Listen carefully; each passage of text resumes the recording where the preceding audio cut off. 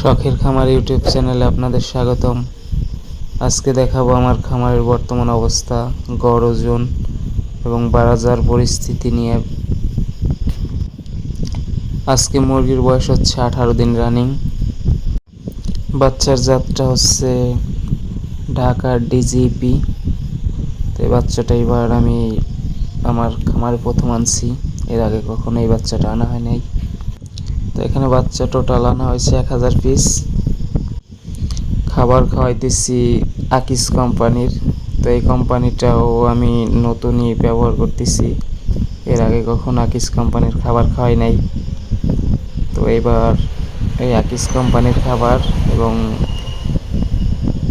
DGP বাচ্চাটা আনা হয়েছে, দুইটাই আমার অভিজ্ঞতায় নতুন। তো এখন পর্যন্ত এই ব্যাচে তেমন কোনো সমস্যা হয়নি। সমস্যার মধ্যে শুধু গরমে একটু সমস্যা করতেছে, যদিও মুরগিগুলার বয়স এখন মাত্র 18 দিন। এখন পর্যন্ত স্টকের সমস্যা হয় নাই, যদিও আমি অলরেডি 2টা ফ্যান ইউজ করি।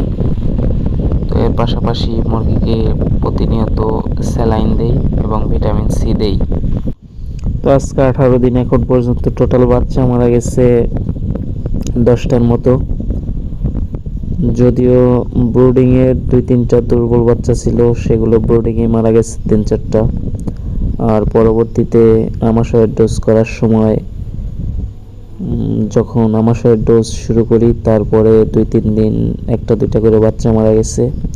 তো আমাশয়ের ডোজ শেষ হওয়ার পরে মর্টালিটি আবার আগের মতো কমে গেছে, মর্টালিটি নেই বললেই চলে। আমাশয়ের ডোজ করার সময় কিছু বাচ্চা মারা যাওয়ার কারণ হচ্ছে গিয়ে, এগুলো সম্ভবত কিছু বাচ্চার আইবিএসের সমস্যা ছিল। তা আপনারা সকলেই জানেন, আইবিএসের সমস্যা থাকলে তখন মুরগিকে অ্যান্টিবায়োটিক দিয়ে ডোজ করলে মুরগির মর্টালিটি বাড়ে। তো এখন পর্যন্ত আইবিএসের সমস্যা ততটা বাড়েনি। তো শুধুমাত্র আমাশয়ের ডোজ করার সময় 2-4টা মুরগি মারা গেছে।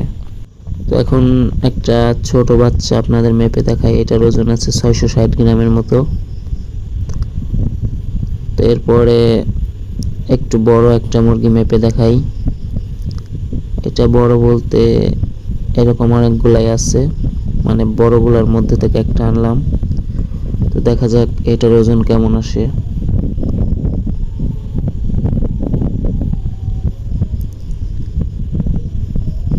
তো দেখতে পাচ্ছেন এটার ওজন আছে 870 গ্রামের মতো। আজকে 18 দিন রানিং। তো এরপর আর একটা মুরগি ধরবো আমরা, এটা একটু বড় একটা মুরগি ধরবো। তো দেখা যাক এটার ওজন কেমন আসে।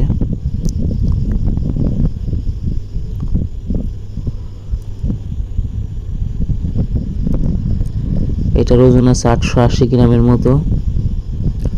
তো এবার শুধুমাত্র আমাশয়ের ডোজটা করা হয়েছে, যদিও আমাশয়ের সমস্যা তেমন একটা ছিল না।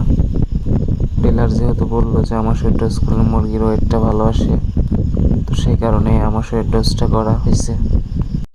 মুরগি এবং গরু পালন বিষয়ে যে কোনো পরামর্শ এবং ভিডিও পেতে আমার চ্যানেলটি সাবস্ক্রাইব করে পাশে থাকুন। ধন্যবাদ সবাইকে।